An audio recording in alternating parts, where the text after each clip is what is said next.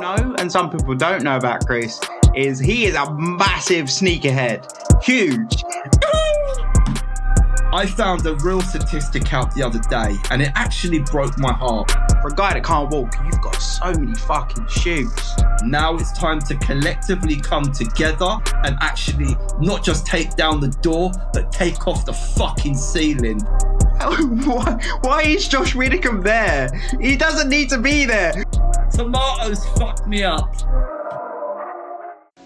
Today's guest, Kris Foster, is the co-founder of OpenBook. He's also a content creator and public speaker. It's a great conversation to have with Kris today, particularly surrounding mental health, as well as how the disability community can be a bit of an echo chamber and how we bring the wider community in. I really do hope you enjoy this episode, so please sit back, relax and enjoy. Welcome back to the Not Quite Pod. Today we've got Kris with us. And Kris, tell us a bit more about yourself. Tell us a bit more about what you do, what you've been up to and what projects you work on. Hi there. Thanks, Charlie, for having me. I'm super grateful. Firstly, Charlie, it's really good to see you. I know you've been active, you've been really busy, and I love to see it. So yeah. And by the way, 6th of October, Cerebral Palsy Day. Yeah. I hope you were wearing green. I wasn't wearing green, but I did a load of posts about it and shouted about it. It's obviously it's nice as well for me because I put on a post that I did about it. It's quite a reflective day for me in terms of a lot of people ask would you hand your disability back? How does it affect you? How have you overcome it? And it's for me, that's my time to really sit back and think about all the different things that I've achieved and the opportunities that cerebral palsy's given me at the end of the day. That's why I always answer that question to would you hand your disability back with a no, because I wouldn't be sat here today. So yeah, it's a really good day. Good. So my name is Kris Foster. I work for an organisation called Thread. It is a FinTech organisation. I also am a co-founder of a project called OpenBook. And OpenBook is a platform where we celebrate and educate brands about disability inclusion. It has been a roller coaster of a year, come off the back of an incredible year of last year. And it's been a mixed emotions of this year. Sadly, my mum, she had a mild stroke in the beginning of January, and everything had to kind of go back on the back burner, as you know, Charlie. But it also has been a monumental moment for me in my career because I've had the opportunity to initially be all over Europe and travel and talk about disability inclusion and representation within the workspace. So in answer to your question, Charlie, it has been groundbreaking.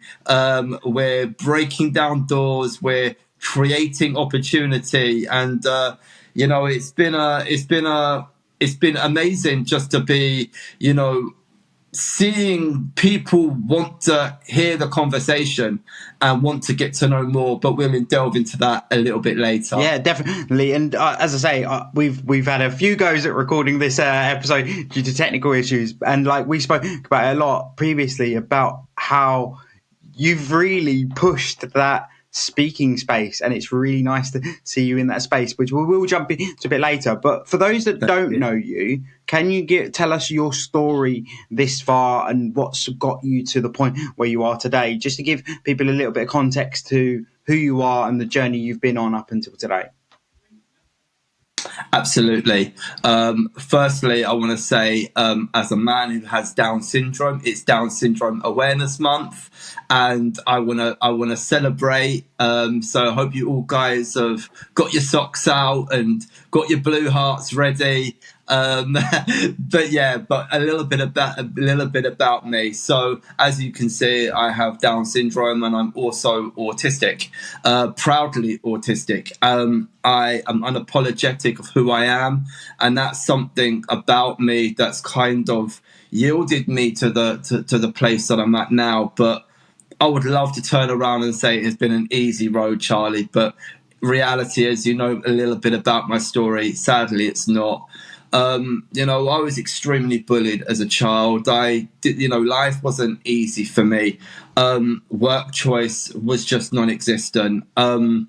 In 2016, I sadly got diagnosed with cancer, and 6 months later, through the stress and strain of that, I ended up having a mild stroke. It was a really trying time of my life. I fell into great depression, as we all would, right? I lost myself. I lost my identity, and the sad truth about it is, in 2020, when I was fighting I was fighting my illnesses, just got into remission, and then sadly, the job that I was working, openly discriminated against me by making a fraudulent redundancy. The sad truth, it was quite brutal. We challenged them. And, in 2020, I sadly lost my job to disability discrimination. I was broken, Charlie, as you can imagine. Coming back through two really bad illnesses, then losing my job. I didn't know where I was going to go, and I just really felt that I had to share my heart. So, as you can imagine, I went onto my Instagram and I just literally bawled out. I just went on my Instagram live. I said exactly how I felt, and there was one individual that was actually watching me, and his name is James Horwitz, and he was constantly in my DMs, Charlie. It was ridiculous. I was like, who is this guy? What does this guy want? I really am not interested. But he got my attention, and I said, all right, look, here's my number, just call me. Really only expected to speak to him for about a minute, and we've been friends for just over 3 years, when we have now created OpenBook. And OpenBook has been the saving grace of my life that has led me into amazing opportunities. And I know we'll delve into OpenBook a little bit later, but OpenBook has created a mass opportunity, one of which is where I work now. But we'll delve in that a little bit later. Yeah, I must admit, for those that don't know, OpenBook does hold quite a special place in my heart. Me, Kris, that's how we met. We worked together through it. He'd interviewed me initially on it, and then brought me onto the team. And I worked with the team for quite a while. Helped you guys hopefully move forward. And it was absolutely, it was such a cool experience as well. We speak about it all the time. Whenever I speak to anyone else, but Kris included, whenever I speak to anyone about Kris, the one thing that I hope comes through this episode is he's got a bit of an infectious energy. Like, you could go to Kris in the worst possible mood, and you'd come out of it thinking, what was I even stressed about? Come on.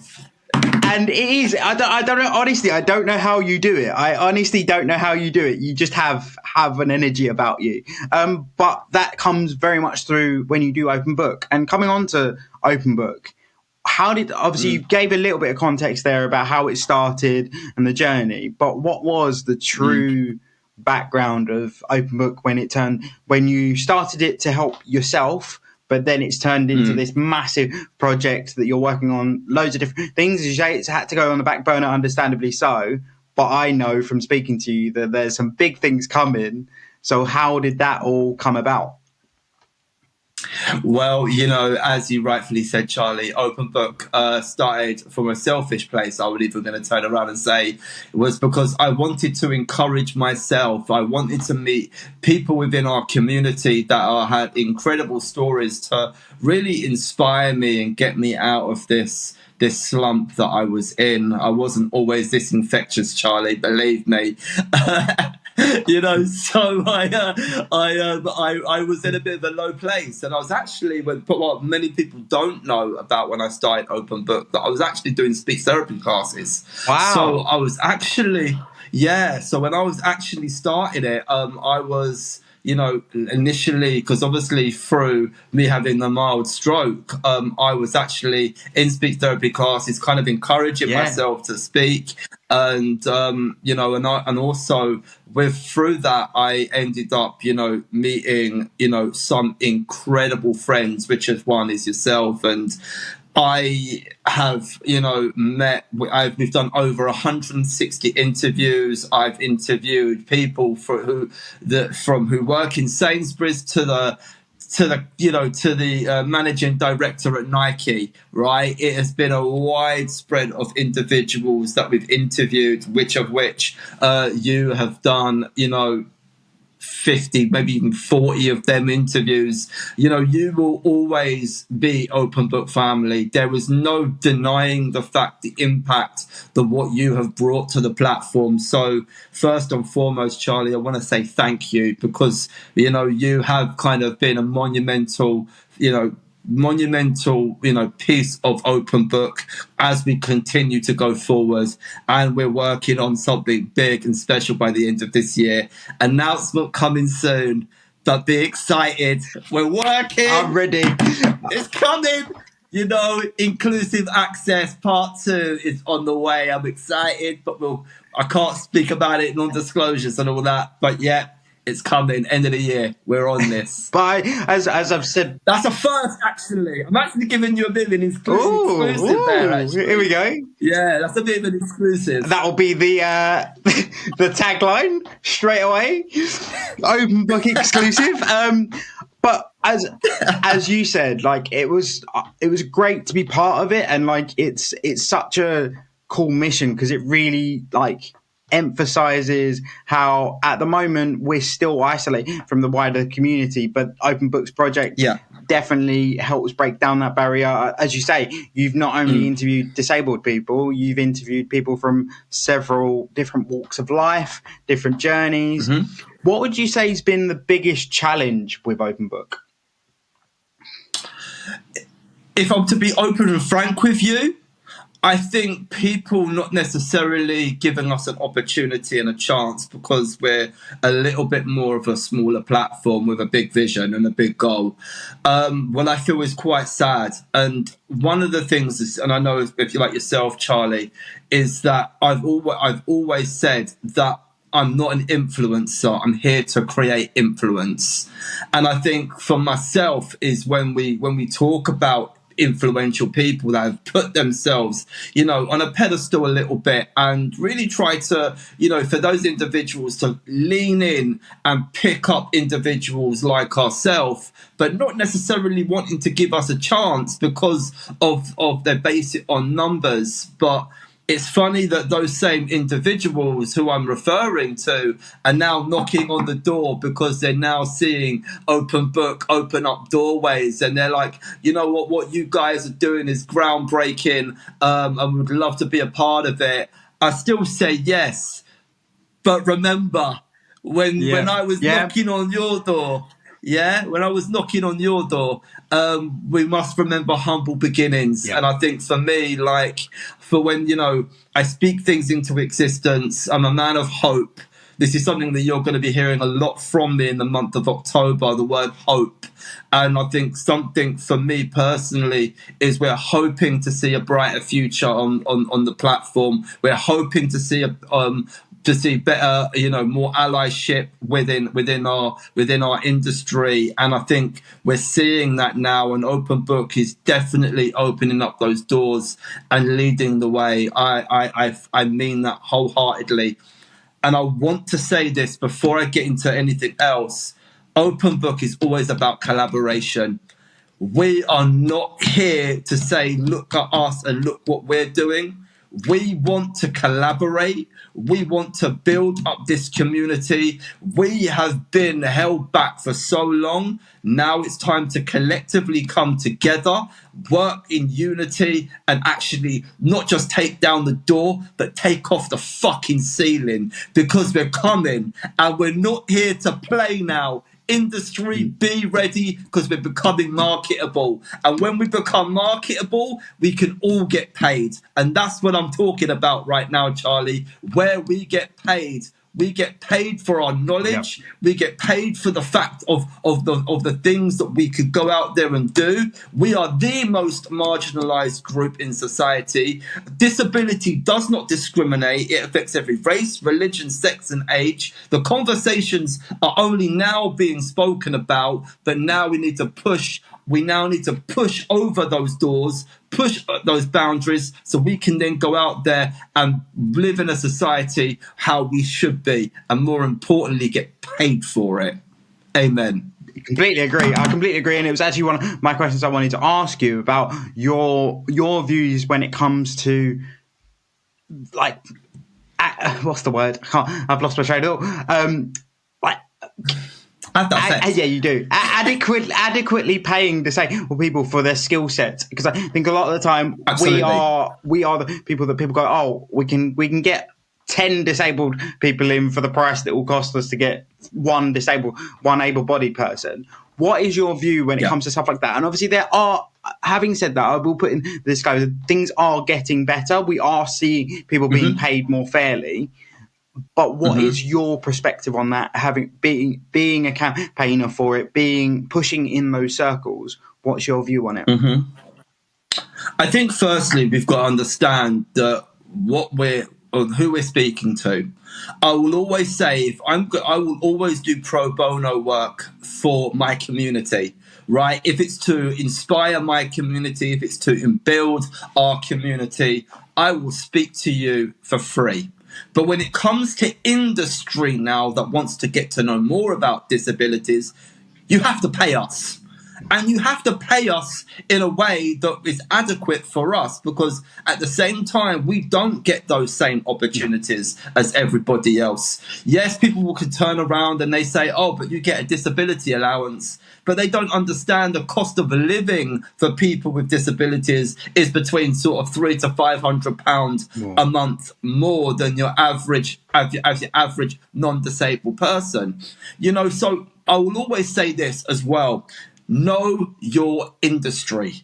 Know your knowledge. Be knowledgeable about the things that you're talking about. Yes, we want to speak about experience because that's something we all want to do, of course. But we also need to understand the disabled rights. You know this, Charlie, as much as anyone. I could turn around and I'm going to be speaking, in a place that wants to get to know more about disability. Yes, I can share my perspective, but those individuals don't just want to hear about my perspective, but they also want to hear the disabled rights. And we can't turn around and talk about our perspective if it's not necessarily law abiding. So I think it's more importantly that, yes, we speak about our own lives and what we go through, but we also need to understand the rights for disabled people, because that's a key factor here. I say to anyone who wants to go out there and do public speaking, please, speak about your things about perspective, but more importantly, know the rights, because these organizations are actually basing it on the words that you speak. Yeah, and I completely agree. And I think another point to add to that is a lot of the time organizations, they ask someone to come and speak, but they want us to speak for the entire community. Now, no one really can do that. So this is where your point comes in perfectly, of collaboration is key. We should be within the community. We should be referring to each other. So, for example, if they want to speak on, if they want to know about ASD and autism, I'm going to probably point to someone like you, point in your direction and say, look, I'm not like the best person to speak on those topics because I don't have lived experience. Kris does. That's something I think the disabled community need to get better at, of going, look, I'm not the best person's place to speak on this. Plus, as well, add on to that the individuals that aren't comfortable speaking on that topic. So, for example, if you're newly diagnosed and you don't want to speak about it because it's still quite a raw subject, refer to someone else that is more comfortable. Because unfortunately, one thing that me and Kris often talk about is the fact that if one person reacts negatively to being questioned, whether that be in a speaking opportunity or just out in public, oftentimes people are too naive, and that means that that's the viewpoint in which they see every disabled person, and that becomes very tricky to then unravel and go, actually, you just caught that person on a bad day. We all have them. But now that is the lens that we're viewed through. And that's the other really tricky thing when it comes to speaking. So referral, as you say, referral and collaboration is key. And it's really difficult, coming back to another point you made, of like people almost not they're going, oh, well, I'm successful, so I'm not going to pull someone else up. And I'll come back to the point that I always make when people make fun of people coming to the gym. You started somewhere one day at the same position they did. So you're simply helping the next you get where you are quicker. And there's nothing wrong with that, because progression is natural and it's what we all want. If we're all fighting for the same thing, why does it matter who gets there first? It's Absolutely. I mean, at the end of the day, the way I look at it is I want to be, for so long we've never been able to, to be at the table. Yeah. And I think one of the things that I always keep stressing about, and one of the, I think is a key factor right now, is because of that reason, I wanted to create and build my own table, because I wanted to see the people like myself eat at that table where we can kind of, because what fun is it, Charlie, if I'm eating at a table and I'm actually seeing another disabled person that's actually next to me, that's hungry, that doesn't have the opportunity, doesn't know which way to turn, feel mismanaged, doesn't have the confidence. I want to bring that person to eat at my table, so we can have that open conversation, that open dialogue, that we can build each other up, because I know that then that individual will build their own table, and they will go out there and do it again for the next generation ahead of us. Why are we doing this? Look, I found a real statistic out the other day, and it actually broke my heart, right?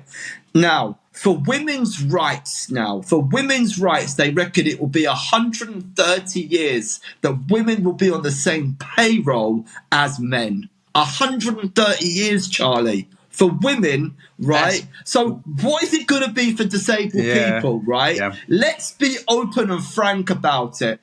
We will never see what we want to see, right? That is just a fact. But what we can do is we can create those opportunities for the next generation ahead, that we then can bring up real opportunities and actually speak to that younger generation that will have a better chance and a better goal than what you and I will ever have. But we need to get that wealth of knowledge and actually sow that seed into their lives, so that they can go out there and champion and do things that we and you could never do before. But it takes the work that we do in order to actually create that. And I think, we've got to shout out, many of people that have gone before us, and those individuals have actually put us in the place that we're at today. So I just want to say that first and foremost, thank you. Completely agree. And like I say, it's those people that have got us where we are today. And I think it's like we spoke about at the beginning when you asked me about World Cerebral Palsy Day and it being quite reflective. I think oftentimes we forget to take a step back and actually look at where we started versus where we are now. And that's something we're all guilty of. I'm guilty of it. I'm guilty of comparing myself to others. We all do it.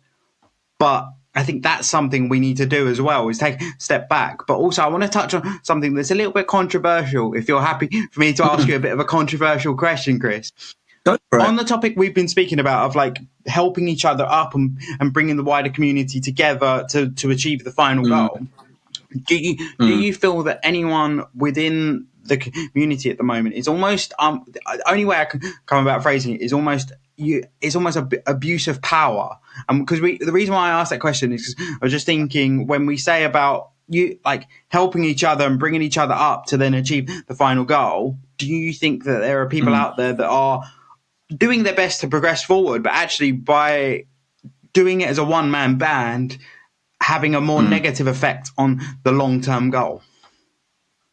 Absolutely. I mean, you've got gatekeepers in everything, right?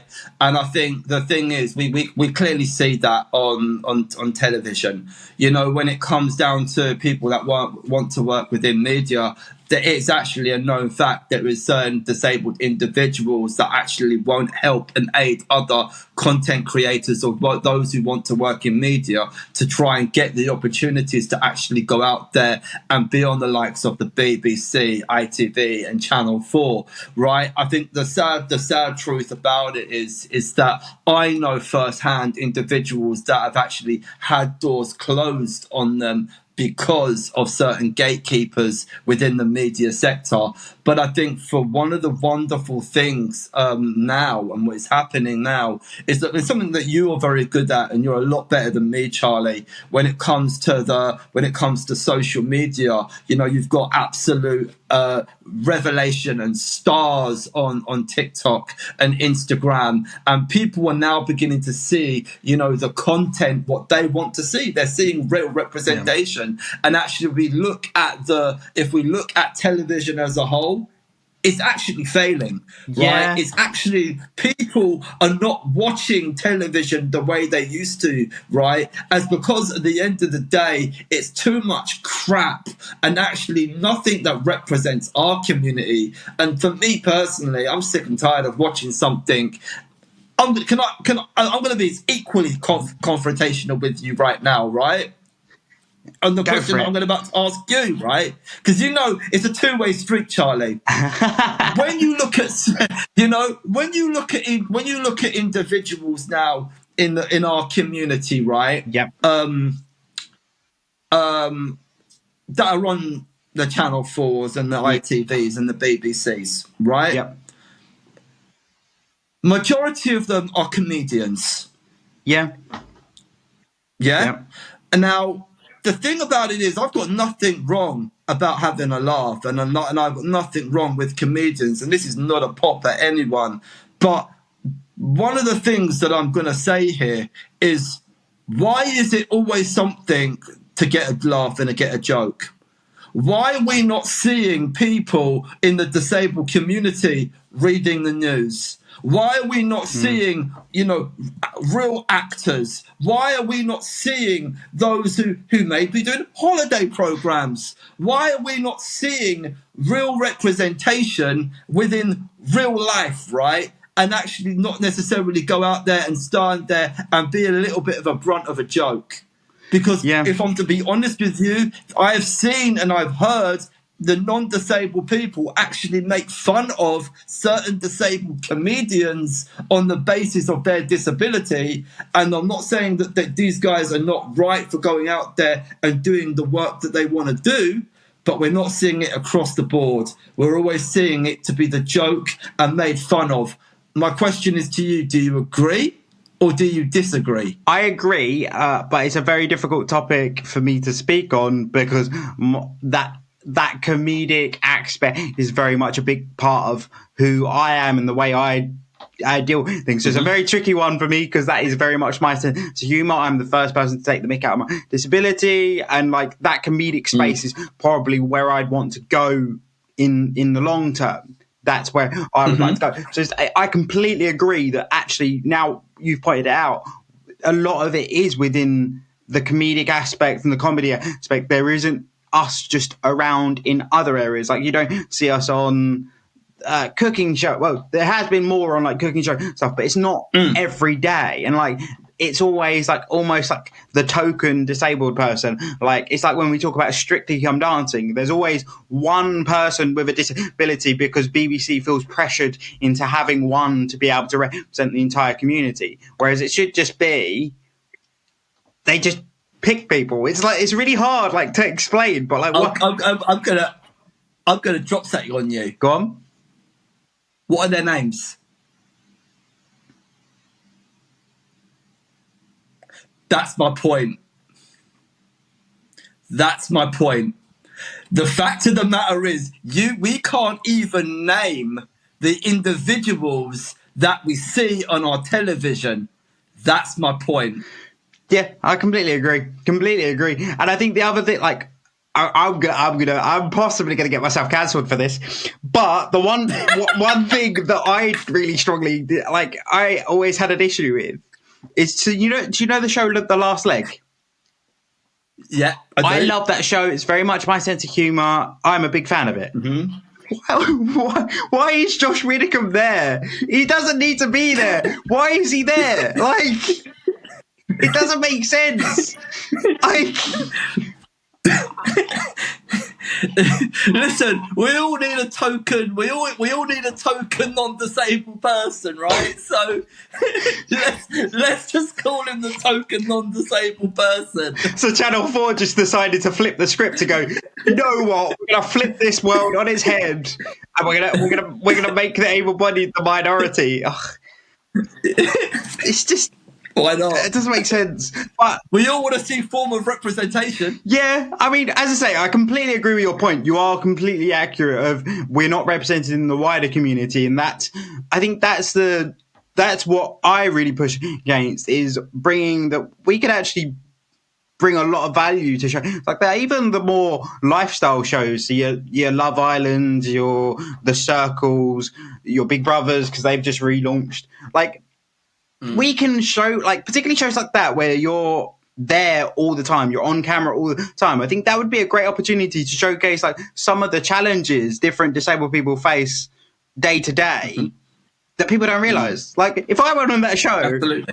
the first problem I've got to solve is who the hell is going to put my shoes on.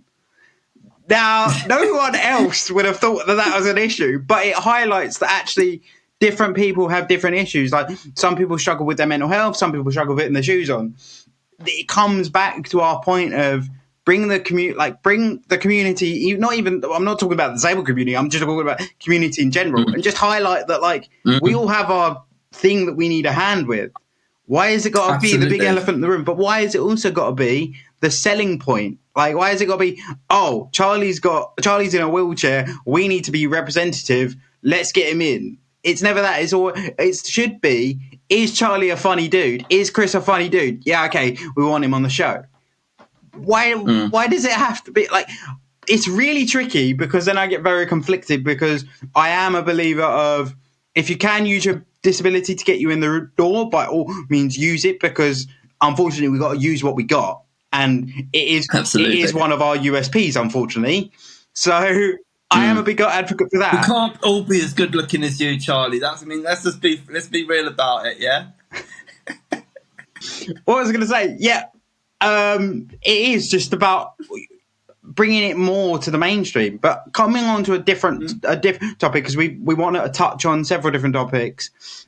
What has your journey been with FinTech? Because I know that it's been a relatively new experience. Obviously, you've slowly changed to different roles, and you've now coming to the space of speaking in that industry. Tell us your journey that far in terms of when it comes to FinTech. So, it's been an interesting roller coaster for me. So, in 2022, I got an amazing opportunity to work within an organisation called Global Processing Services. Annette Evans, who is a dear friend of mine, actually told the CEO at the time, Joanne Dua, who about me and about the work that I do on OpenBook, and said I would love him to get the opportunity to actually work within the industry. And so I didn't initially even really have an interview. I actually went, met my manager at the time, where we had a Zoom call and we spoke, to find out that she's actually got ADHD. And we just basically, for 45 minutes, what was supposed to be the interview, spoke about neurodiversity. And wow. we ended up a week before I started. I walked into this beautiful building in Holborn, and I walked around. She introduced me to several individuals at the time, and then a week later I went for induction week, and that's where I met Joanne Dua, the CEO of the organisation. As you can appreciate, the fact that someone with Down syndrome doesn't necessarily work within the corporate space. Let's be realistic about it and real about it. People with special needs don't work in those environments, so I was extremely nervous.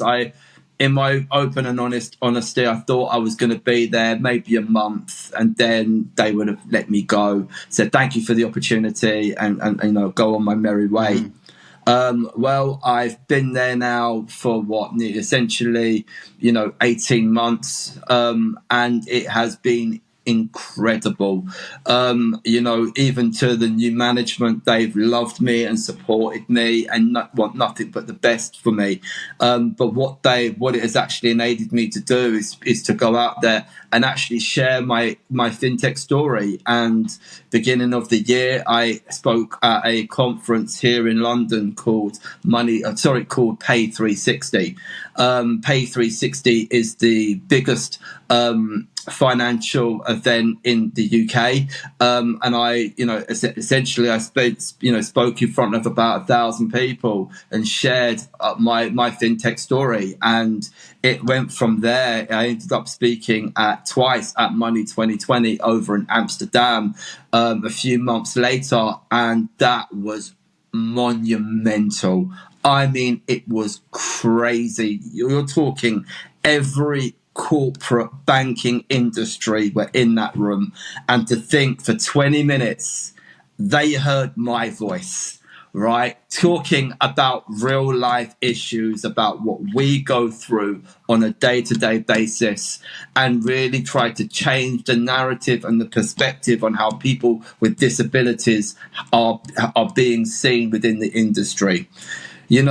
The sad truth about it is a lot of these corporate spaces, they don't know about things like access to work. They have no clue about it.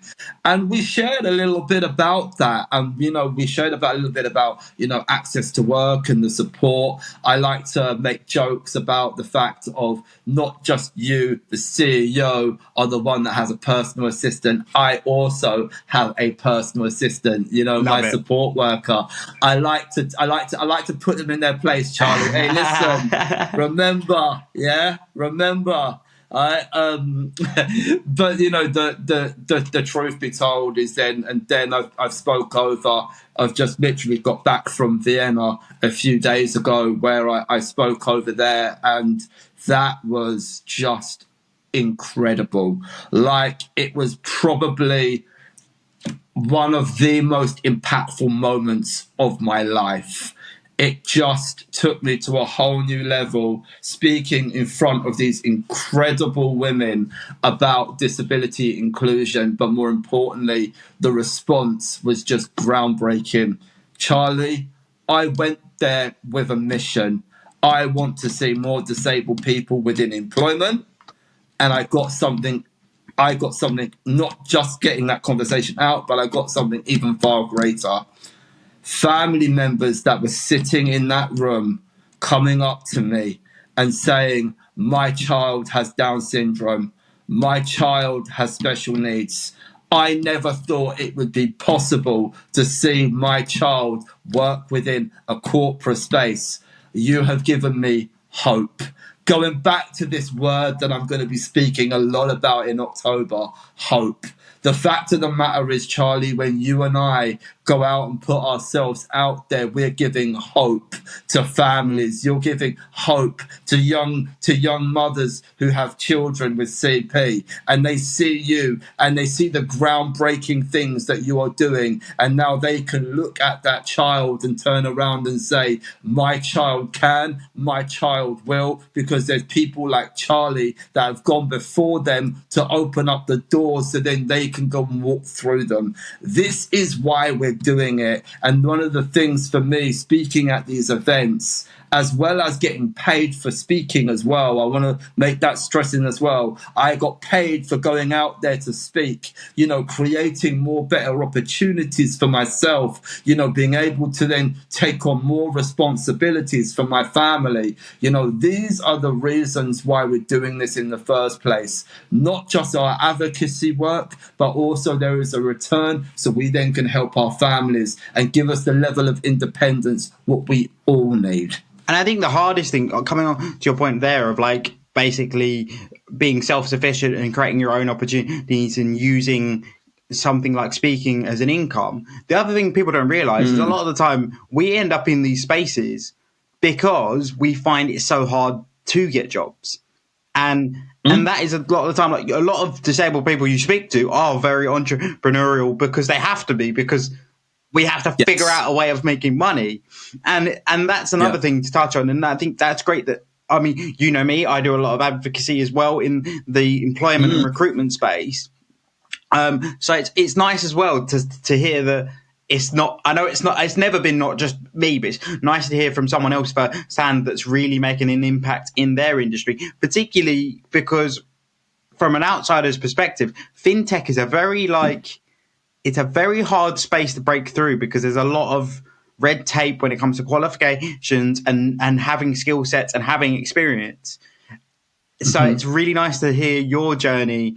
I'm really intrigued, though, to ask a bit more of a personal question. The first time you spoke, how were the nerves? Because we always talk about people going up on stage and it looks amazing and they look calm and collected. How did it feel actually being on stage? Did you were you nervous? How did you deal with it? Yeah. Okay, that's a great question. So I recently spoke at Disability Expo, Yep. right? I was more nervous speaking in front of people like ourselves than I was in front of other individuals that are non-disabled, because in reality, they were the ones that would pick me up. Yeah. They're the ones that would quickly cancel me. Yeah. If I said anything wrong, they would be like, right, boom, Yeah. boom. Yeah. They would shoot me down. I was petrified speaking at Disability Expo. But anyway, I'll digress. When I spoke at Pay 360, I was extremely nervous, speaking in front of that amount of people. But I had to remember that I had to be myself. Yep. I was myself and I was sharing my story. It wasn't about anything else. It was about my journey, my story, where I'm at now, so where I was then, right? So I spoke about my story. That it was a lot easier. Yeah. When I spoke at Monday 2020 over in Amsterdam, that was as equally as nervous for me. But again, I had to be myself, authentically myself. I am not going to be a CEO of a fintech organization, right? I know that, okay? But what I can do is we can showcase of what the possibilities for people with disabilities can do within this industry. And I think that for me being, again, authentically myself, speaking about our story, saying these opportunities can be done if you are allowing yourself and allowing the organization to really be inclusive. The ESG right now, everyone is talking about ESG. Everyone's talking about diversity and inclusion. Everyone was talking about representation. Disability is not in the conversation. The fact of the matter is now that we're going to talk about disability now, people are getting a little bit uncomfortable because they're like, hold on a minute, this is going to cost us more. This is something that, this isn't the token we necessarily want to see in our organization. But as we clearly say, we are the most marginalized group. So at the end of the day, we've got a right to be at that table also. Yeah. And I think, having these conversations has actually aided me to actually then speak a little bit more freely and a bit more frequently. But to answer your question, petrified, but we still go out there and do it. I mean, that's the thing. Like, whenever I've done speaking events, like one of my worst traits, I'm going to be 100% transparent with everyone here. You're probably thinking, Charlie, podcast speaking should be no problem. Speaking on a podcast and speaking in person, real life, two different kettles of fish. Like, it's a completely different ballgame. One of my worst traits, I speak 100 mile an hour whenever I speak at events. 100 mile an hour because I'm nervous. I think also it's a bit different when I'm speaking on my own personal lived experience. But if I've been given a script, God help me. Like, the speed, you would have thought, like, I basically go into this mode when I speak and I'm given a script where it's basically get everything you need to say out as fast as possible. And that is my worst trait when it comes to speaking. And that's really to show, okay, so as we were talking about earlier, about speaking for the younger community and helping them get to where we are quicker. That stuff still scares the life out of me, but I still try and do it more and more. But then also it's the thing of like even people, because some people might look at me and go, oh, you do the social media stuff, you do the podcast, so you must be comfortable speaking.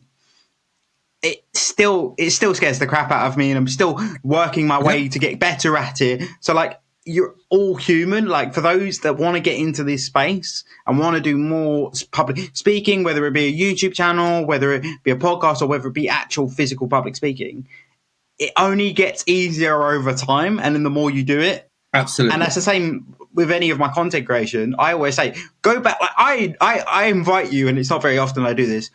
Go back to some of the first YouTube videos I produced. Watch how bad I was.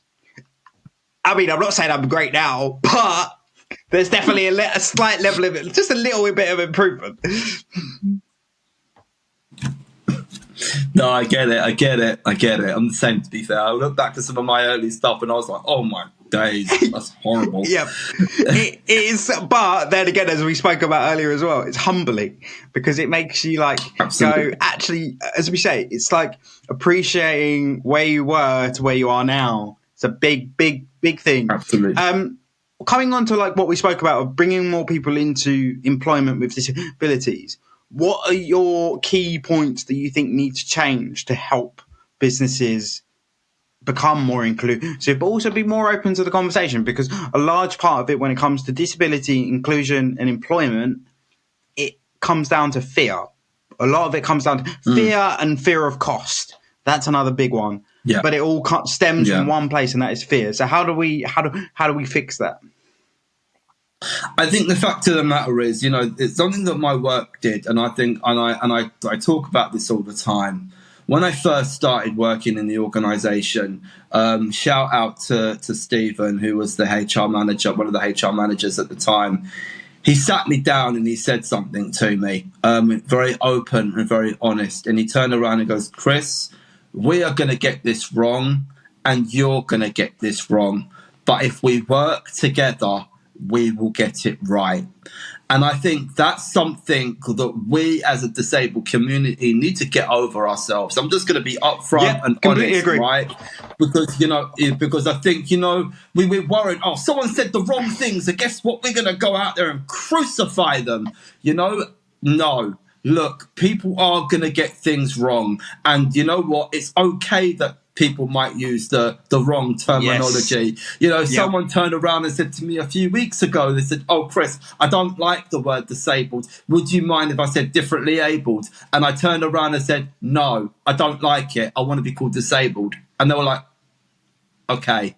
I was like, because to be honest with because you don't like the terminology that you have put on us, the very fact because you feel uncomfortable, okay, that's your issue, not ours. But I'll tell you, and I said it in love, right? I didn't turn around and attack that individual. I did it in a laughing and a joking way, but that individual then began to be understanding a little bit where I come from. So the reality of why I'm saying this is because we need to find common ground, right? I think, look, we don't get the same opportunities to work within, especially within the corporate space. There needs to be workshop programs. There needs to be places where, so for instance, you're getting that 19-year-old girl right now that wants to go into leisure and tourism, right? So the very fact of that disabled girl who wants to get into leisure and tourism, she's now panicking. She wants to work in a hotel and she's got no experience. And that young girl now is now thinking, well, I'm not going to get a job.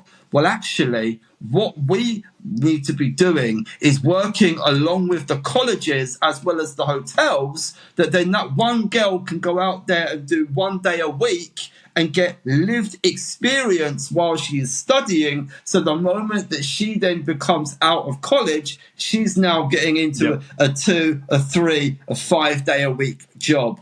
and she's getting paid for it. There needs to be workshop programs. There needs to be significant change. And what we are doing within the industry and what I'm working on per se at the moment is having those conversations and actually building those right relationships so we then can go out there and change the narrative on where there'll be more opportunity for people with disabilities. We're doing that now, not just on the platform, but actually in the organization that I work in. We're actually leaning into those hard conversations. Yes. Are we getting challenged? Yes. But when you have the likes of the organizations that I'm working with, I can't mention their names as you can appreciate, but the fact of the matter is by leaning into those conversations with those type of names behind us, we're hopefully going to be trying to create that change. And that's where the likes of yourself, Charlie, will get involved in what we're working on so we can stem that conversation even further. But we'll talk about that offline. No, I completely agree. I think you've hit the nail on the head. One of my biggest things I bang on about all the time is communication is king, and allowing people to make mistakes is king.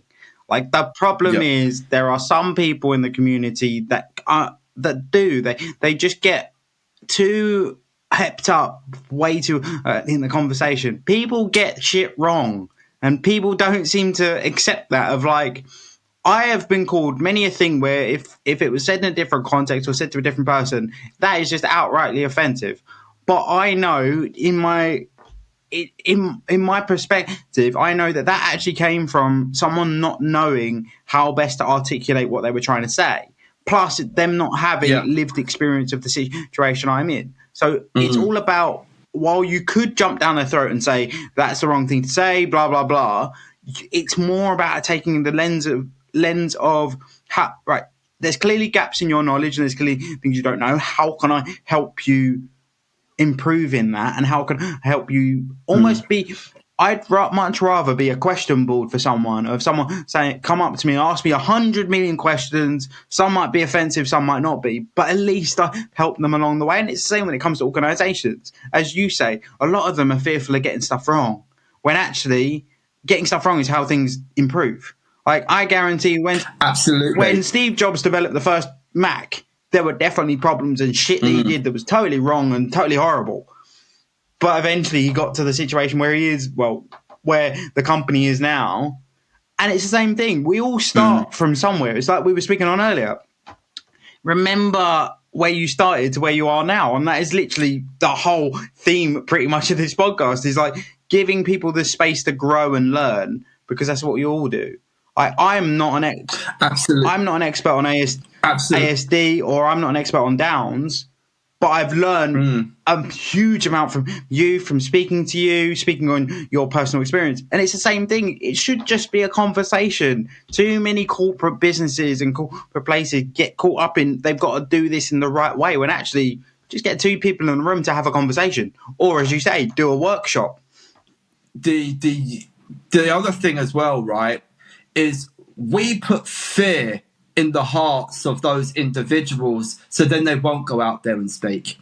And I think this is another thing that what we've got to be very careful about. Look, as I said, my manager, Stephen, said at the time, Kris, we are going to get it wrong. You're going to get it wrong, but let's work together to get it right. Yep. It's simple. It's not hard. It's not rocket science. You don't need a qualification. You don't need a degree. It's just common understanding and just genuine, like, honesty, right? Being human, right? Yeah. Being human. It all comes down to communication. I just don't get why people overcomplicate it. Changing topic completely, one thing I did want to touch on, because one thing that some people know and some people don't know about Kris is he is a massive sneakerhead. Huge. And it's his, like, massive hobby. You got a huge love for it. Where did that come from? Because it is a huge passion of yours. It is. I would love to turn around and say it's a romantic story, but it's really not. The sad truth is I grew up and I was really bullied, and I was an individual that, you know, always wanted to fit in, right? I just generally wanted to fit in. And my brother, who grew up listening to hip hop and, wore all the latest clothes and trainers and stuff like that. And I just wanted to be like my brother. Mm-hmm. And, for instance, I was, like I said, I was always being bullied. So I remember saying to my mum, I want these Nikes. I want these Nikes. And my mum, I literally got them, right. I ended up getting them, and I remember walking to school one day and I was wearing them, and individuals that were once bullying me, they were like, wow, those trainers are fresh. And they didn't look at me as a person, they looked at what I was wearing on my feet. And the sad truth about it is I like that feeling. I like the feeling of being praised. I like the feeling of wearing something nice and not necessarily other individuals could go out there and get. And it got to be a hobby of mine, but now is it a passion or is it an obsession? I don't know, but I do have a lot of footwear, and but with that has aided me to also create opportunities for me, as when I did last year, OpenBook inclusive access in collaboration with Foot Patrol. And that was a monumental moment for us as a platform, but that really stemmed from the passion of love for trainers. I mean, I love it. I buy something. I buy a couple of pairs a month. It's a bit bad, really, but spend too much money. But it's interesting. I bought a pair this morning. Really? But it's interesting because, like, I not to the extent that Kris is. Like, my thing isn't trainers. I'm more of your general shoe guy. I fucking love shoes, and it all comes from probably a very similar place for Kris. It was kind of everyone stared at my legs, so I was like, "Fuck it, I might as well give them something to stare at." That was literally my approach, and my mum still says to me to this day, "For a guy that can't walk, you've got so many fucking shoes." But I love them, and like it's all about. It's again, fashion and all of that comes down to just expressing yourself, and like that's probably as well. And I probably think Kris could probably relate to this. A lot of my love of fashion and wanting to look good and smell nice and everything else all comes from me being labelled as the disabled guy, and everyone having this theory in their head of like, my mum's the one that dresses me. She sends me out in pink, yellow, purple, blue, God knows what. And I really wanted to get rid of that like thought process. So that was when I started, like, as I say, getting really involved in fashion. And it does, as much as it probably all as well stems from your like traditional just wanting to be attractive and everything else. A huge part of it comes from a confidence element and not wanting to be seen as absolutely unusual. I'll tell you something funny. So when I first started working within the organisation, I remember having a conversation with the CEO at the time, Joanne, and I said to her, you know what, growing up, everyone was expecting, me, not just me, but disabled people to wear beige, right? They always want us to not fit in, wear beige. And because obviously when I go to work, I do dress quite fresh, and I do, I like to look stylish. And people do say all the time, "Oh, Kris, you look really, you look this and you look that." And I got a little bit of an ego about it. I try not to be, but I've got a little bit of an ego. It's all good. But it's all good. It's all good. But the other day when I was in Vienna, right, I bought a new outfit to go on when I was going out there and speaking, and Joanne goes to me, "Kris, you really are a stereotype, And I was like, "What do you mean?" "Charlie, I was wearing beige from head to toe." The fact of the matter, full circle. The fact of the matter is this, I was like, well, growing up, they always expect, the disabled community to wear beige. And I was wearing a beige jumper, beige trousers and beige shoes. And I was like, didn't have a comeback. I think I might need to mix this up a little bit. I felt like a twat. I'm not going to lie. It was fun. It really, really made me laugh. Shout out to Joanne. Full circle. Not to sound like my dad though, but it just showed you fashion comes around in one big circle. So It really does, man. It really does. But coming on to a bit more of a serious topic, I did want to touch on with you, having obviously gone through the mental struggles that you mentioned earlier. What would be some advice to your younger self or someone in a similar situation to you? What would be some advice that you'd give for managing their mental health and helping them through that difficult time? Great question. I mean, 2020 was one of the most hardest times in my life, right? I was on the verge of suicide, and I openly spoke about this. I've spoke about this on other podcasts and other lives. Before I started OpenBook, I was in a bad way. And, you know, like I said, 2 back-to-back illnesses, losing my job, disability discrimination, and just, you know, didn't know where to go. And I needed some form of structure and I needed order in my life. And I remember having a conversation with James, as you know, James, and we needed to put some order into my life. And there was some real serious conversations. We said we need to do daily tasks every single day and don't come off topic. So the first thing was, when you wake up in the morning, you make your bed. You make it. You don't leave it. You make your bed. The first thing that you do. The second of all, you have a shower. You get clean. You go out. You get ready for your day. You go out for a walk, you know, or a stroll or a roll, whatever your disability is. It don't matter. Get some fresh air in your lungs. Get moving. Get your brain active. Don't pick up your phone and start looking at your phone and start scrolling. No, get your mind blocked. I always turn around and say, listen to something motivational, right? Listen to a good podcast on your stroll, on your walk, whatever you want to do, right? Listen to something positive and collective in your thoughts. Let it be your first fruit of the day, something positive to build upon. The other thing is, make sure that when you get home, you prepare your breakfast. Not make your breakfast, prepare it. If that is from cereal to toast to yogurt, your coffee, prepare it. Make it a thing. Get a tray. Get a nice bowl. Get your mug for whatever. So when you sit down and you're ready to eat your breakfast, you're actually preparing it, making your mind actually saying, I'm going to prepare my breakfast, meaning you're going to prepare your day. You're preparing more tasks, right? You're adding value into your morning, right?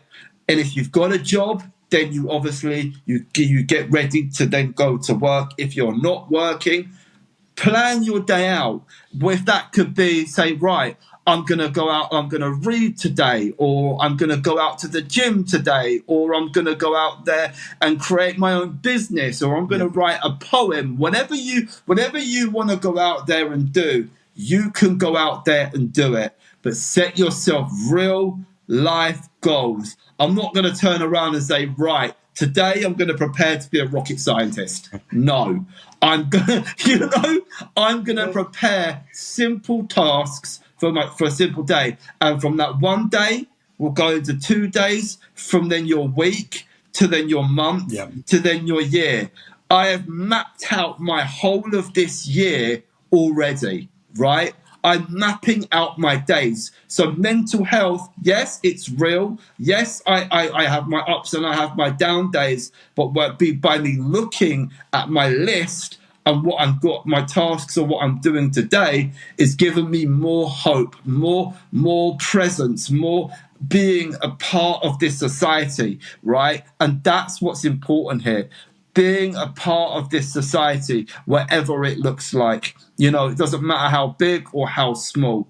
We all, as you rightfully said, Charlie, we all start in the same place. Yeah. And let's build each other up and encourage each other. Because you do it for me every day, bro. Thank you, bro. I really appreciate that. Thank you.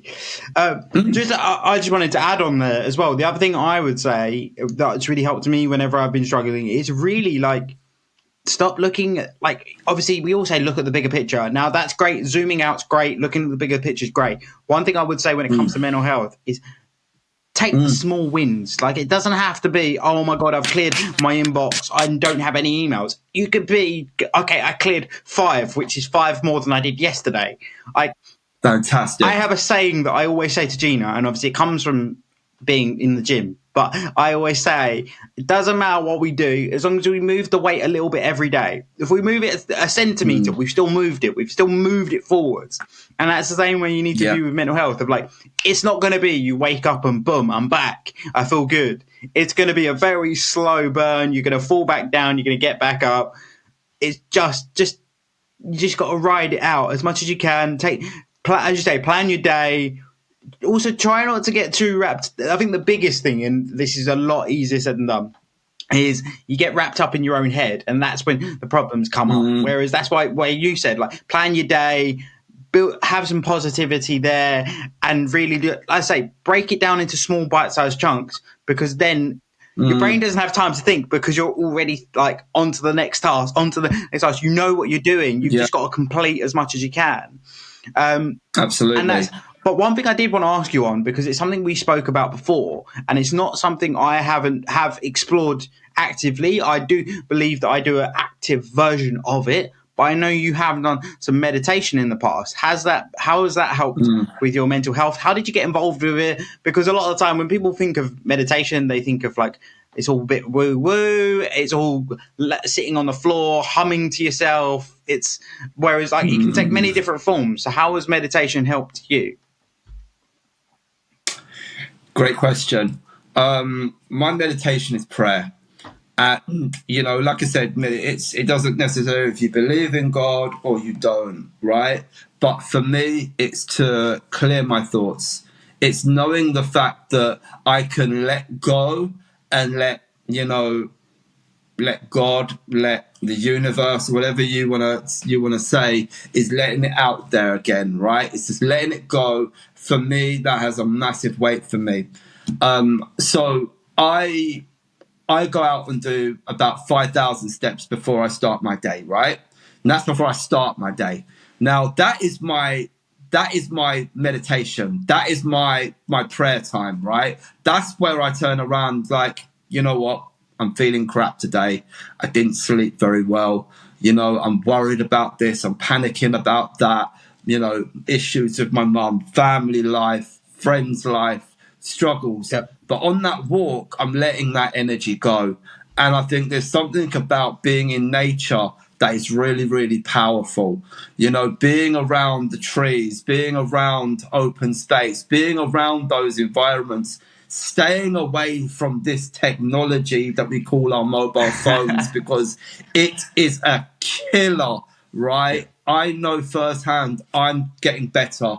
I turn my phone off.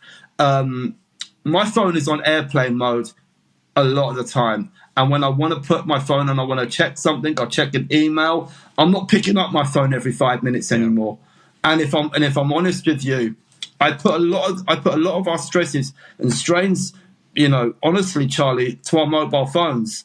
Some of the things that we're trying to compete with are individuals that we see. Guess what? Take that away and focus on ourselves. We're not looking at that individual anymore. We're putting our reflection into ourselves. So that's a little bit of advice that I give, but I know you're very different. So please share me your experiences. No, I completely agree. Like, as I say, our approach are a little bit different. I am still battling with this whole thing of like, giving up your mobile, and it's one thing that I'm trying to work on. But one thing I will say that's massively helped me is I try and do almost a timer situation. So like throughout my work day, I set half an hour timers. So I have half an hour deep focus work. I'm not allowed to pick up my phone. I'm allowed to have a podcast on or something in the background, because I've realized that after COVID, I find it really hard not to have something in my ears, because I just don't like noise anymore.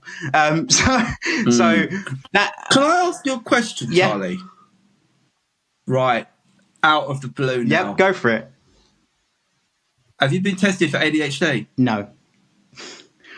No, but I think you no, should. because I like obviously there's being a big movement in the neurodiverse community, and I know that there are the huge waiting lists for diagnoses, and I just don't feel like I can warrant taking up one of those spaces, and that's my main reason. Like a lot of people have said, like there are elements of me that slightly ADHD. There's some people that have even said there's elements of me like that are autistic in terms of I really don't like. One of my biggest things is I really don't like change.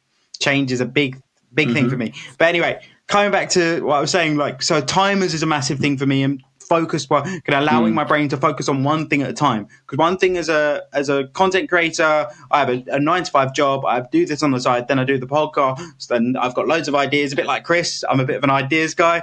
So one of my biggest things I've realized recently is I need to allow myself to focus on one thing at a time and not be like, oh my God, I need to do this. Oh my God, I need to do that. Oh my God, I need to do this. And coming back to your point of like meditation, for me, I had a realization a few months back where I realized that actually my time in the pool. So, like, for those that don't know, I spent a lot of my younger years, early teen, swimming. So, swimming for me is a very autopilot routine. So, like, a lot of, like now I don't compete. So, a lot of the time when I get in a pool, it's just kind of get in, do the lengths, get out.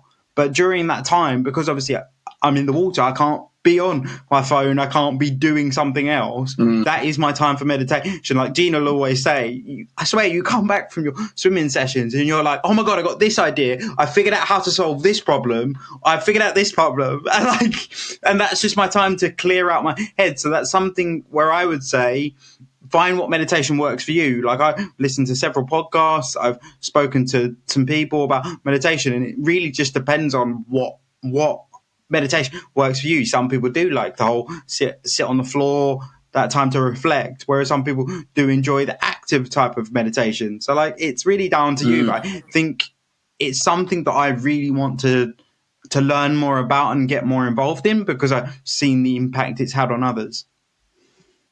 I think the importance of that nothingness is something that I'm really trying to work on right now. The fact of clearing your mind, the fact of, yeah, I'm like similar to yourself, mate. I've got 101 ideas that are running through my head. But guess what? That's keeping me up at night. That's not putting me to sleep at night. That's keeping me, you know, when I've got to be up at 4:30 and I'm looking at the clock and it's 4:30. It's like 4 in the morning. I think, hold on a minute.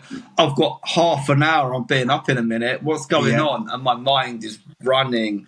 So clearing my thoughts at the moment. I'm doing it slowly. Like as soon as we finish this right now, phone is off. Back again in the morning because I know I need to decompress. But you're right, Charlie, in what you're saying, man. I think especially for those who do content creating, disabled or non-disabled alike, right?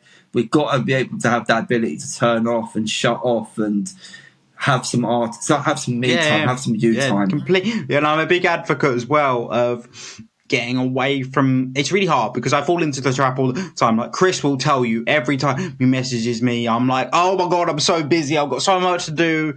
Help me. That's literally me all the time. But one thing I am really trying to build is this getting away from this entrepreneurial space of like, oh my God, you got to run yourself into the ground. Because actually, as much as you want to show that you're passionate about what you're working on, if you're practically dead, you're no use to anyone. So like having that time to decompress, and I think as well, having that time to do stuff that you enjoy. Like one of my things that I do, like I still love my video games.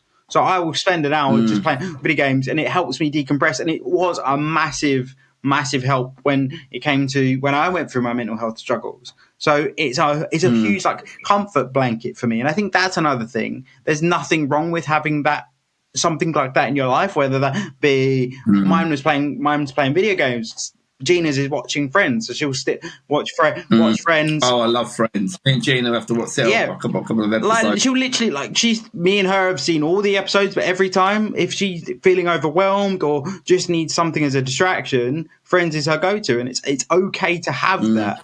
And I think that's another big thing is like it's okay to take time out to do something that's not productive. Because actually being not productive gives you time to rest and recover. And that's something that as a gym person, I should know. Like, you can't keep running at the gym and keep going at full speed because you will just get injured. And your mental health is the same, and your burnout. But I don't even know like your body clock is the exact same. And it's about really, again, it's about zooming out and going, actually, what is my best thing for me to do now? Like, sometimes I'll have days, and to be honest, Gina's been a massive help with this, where I'm really struggling mentally for whatever reason. It might be that I'm overwhelmed or tired, didn't sleep well. And sometimes it is better to just go, do you know what? I'm going to leave it alone today, because I will sit here for 2 hours and get what I would get done in 20 minutes if I was feeling okay. And that's not a good use of my time. I'm better off giving my time to just rest, decompress, whether that be going to sleep or doing something you enjoy, and then coming back stronger the next day. And that's something I think, and Kris is probably listening to this, going, Charlie, you're being a bit hypocritical, because he speaks to me quite a lot of going, dude, slow the fuck down. But it is something I'm trying to learn. It's just, yeah, I being a bit hypocritical, but do as I say, not as I do is probably the best advice I can give you. I'm trying to see if there's a mute button here, right? So I can put you on mute, because you know, so people are not listening to this and they'll be like, Charlie, like, really, man, slow down, quiet. Yep. That's just, you know. But yeah, I get it, man. I get it. I do. I get it. But then, as I say, I'd like to use these opportunities when I speak to someone like yourself to not only help the wider community, but also that it's, as people have said that run podcasts, it's almost like therapy for myself, because guests point out shit and I'm like, oh my God, I am being very hypocritical here. Or oh my God, I'm using that in my everyday life. So it's about, we can learn together. But one thing I do want to ask, it's a new element I'm going to bring to the podcast. Kris has done it a couple of times this episode, so he's a little bit different. But before I ask you the last question, I'm going to give you the opportunity to fire a question at me. It can be anything you want. It can be not quite PC. It can be, you can put me on the spot and challenge me in something that's going to make you feel a bit uncomfortable, or you can just want to know something. What is a question that you want to ask me? What question do I want to ask you? Do you feel at times that you have to compete with other individuals? Yes, 100%. I as I've said already in this episode, I am, as much as I want to get away from it, it's hard to not compare yourself to others. And me and Kris have spoken on this topic a lot of the time. Within the same community, there's two issues that I see that I have to deal with myself in terms of my consecration and how I feel. One is that the disability community is an echo chamber. Unfortunately, a lot of the stuff we do and the advocacy we do, we're screaming to another disabled person, which isn't actually helping anyone. We're just going, this is a problem. It's not productive. So that is the biggest problem. I think being in the disabled community, it's great, and I love the community, and we can all help each other.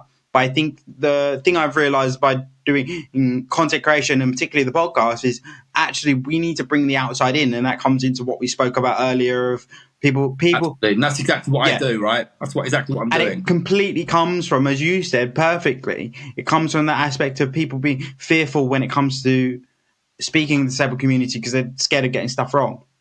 And so that's my one of the places where I really struggle with comparing myself to others, because it's almost like, am I going to be, it sounds terrible, but am I going to be okay if I step out of the community and try and bring someone in? And that's a really difficult thing.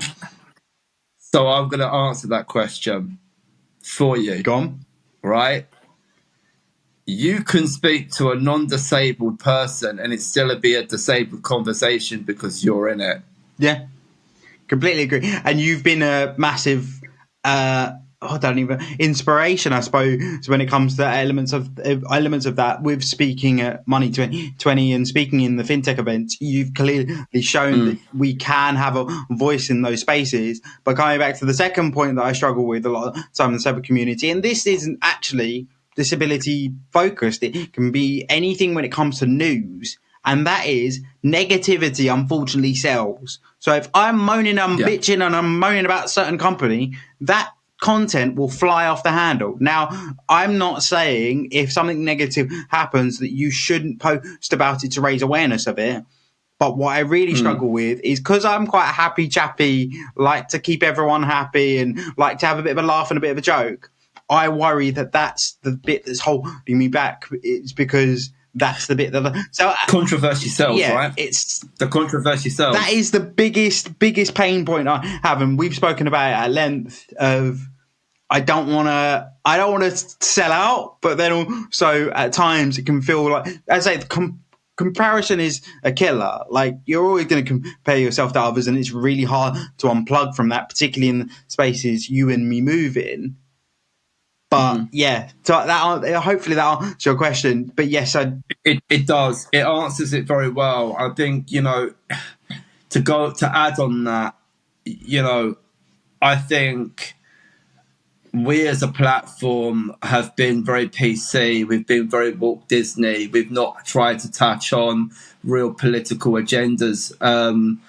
Do I think that was the right way? Yes.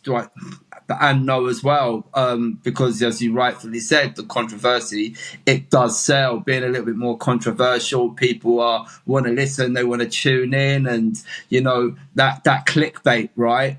Content. But is it us being authentic to ourselves? And the answer to that question is, I don't think it is, Charlie. I think, you've got to be yourself. You can't act upon something just because of what everyone else is doing. You've got to be true to you and what you want to put out there.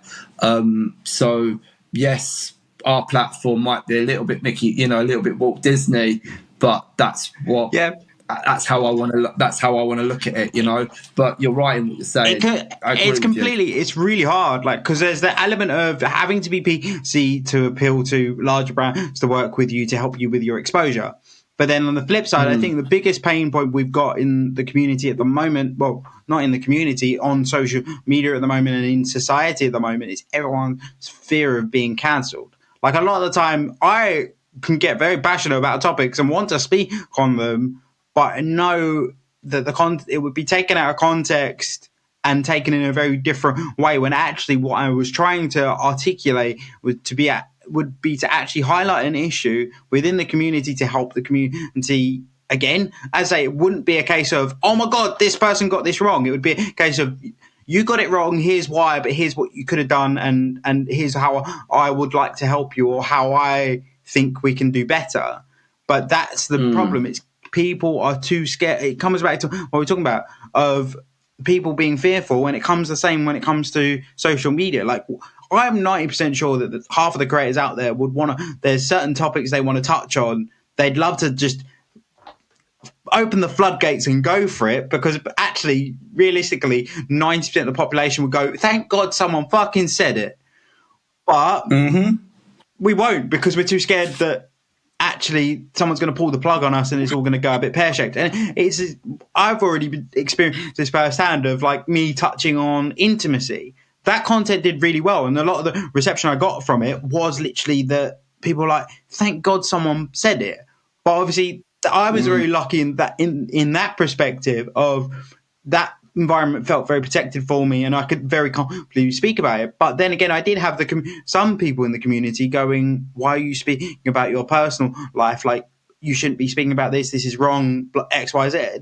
When actually the premise behind it was to showcase that, like, it is normal, and also it is possible to, again, speak about like younger Charlie. It gave me the opportunity to go, look, it is possible. Don't stress about it. It will happen. It is. It's a big thing for any young person to go through with intimacy.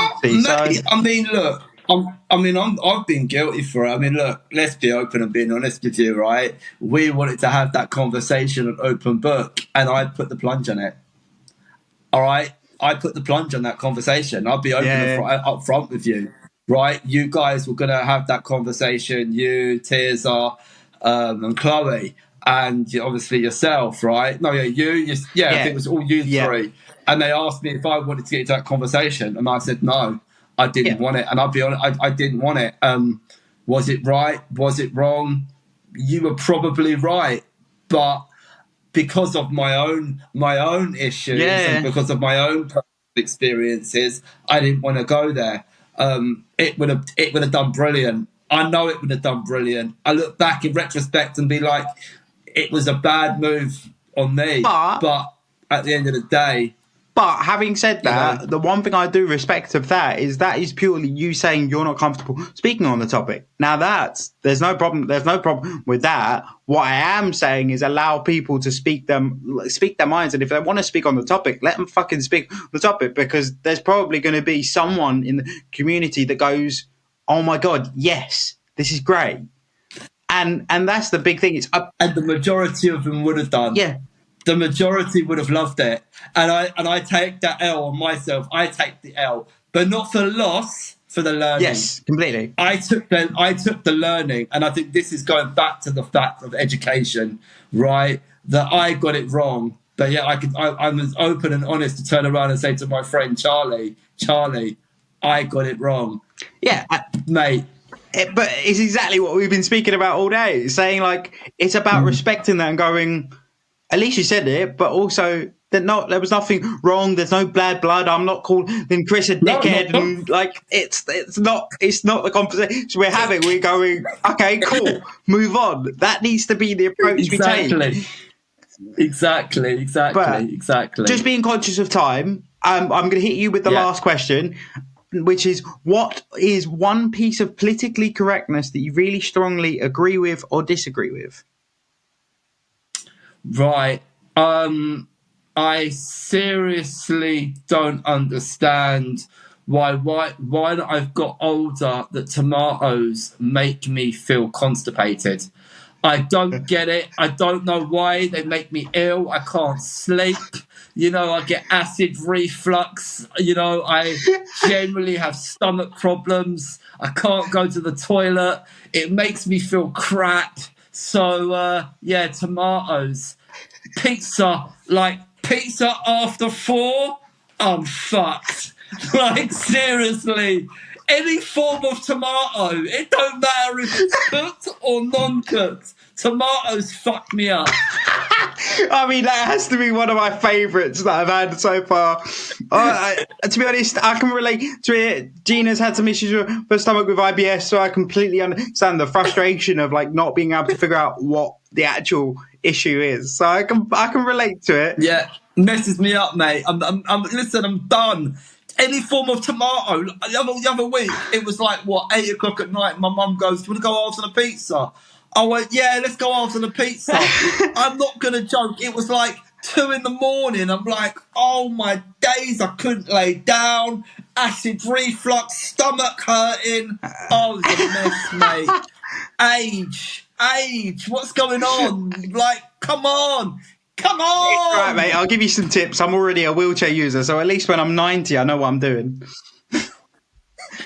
Teach me, mate. School me. But that has to be one of my favourites. And on that note, where can people find you that want to follow you?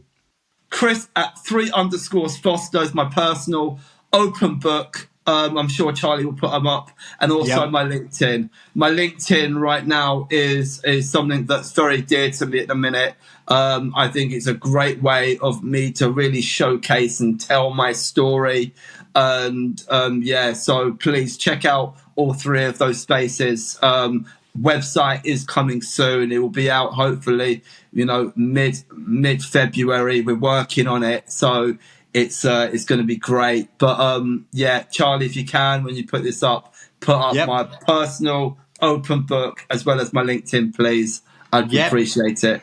Thank you, guys, and I love you to bits. Thank you so much for coming on, Kris. It has been an awesome episode, and also I love some of the perspectives you've brought in. So thank you so much, and have a good evening. Thank you so much. Thank you, guys. Thank you so much for tuning into this week's episode of the Not Quite Podcast. Please make sure you follow us on TikTok and Instagram to get regular updates about the podcast. These my dads make it hurt.